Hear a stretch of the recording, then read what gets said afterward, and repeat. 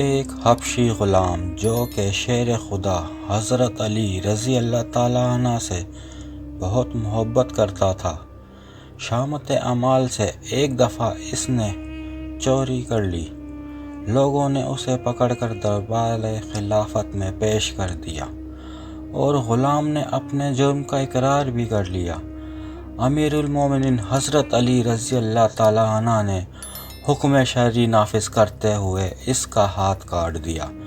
جب وہ اپنے گھر کو روانہ ہوا تو راستے میں حضرت سلمان فارسی رضی اللہ تعالیٰ عنہ اور ابن القوا رضی اللہ تعالیٰ عنہ سے ملاقات ہو گئی۔ ابن القوا نے پوچھا، تمہارا ہاتھ کس نے کاٹا؟ تو غلام نے کہا، امیر المومنین شیر خدا حضرت علی رضی اللہ تعالیٰ عنہ نے۔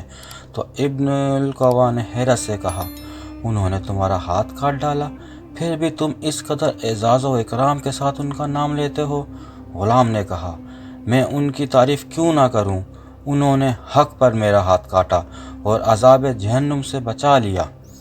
حضرت سیدنا سلمان فارسی رضی اللہ تعالیٰ عنہ نے دونوں کی گفتگو سنی اور حضرت علی رضی اللہ تعالیٰ عنہ سے اس کا تذکرہ کیا تو آپ رضی اللہ تعالیٰ عنہ نے اس غلام کو بلوایا اور اس کا کٹا ہوا ہاتھ کلائی پر رکھ کر رومال سے چھپا دیا، پھر کچھ پڑھنا شروع کر دیا۔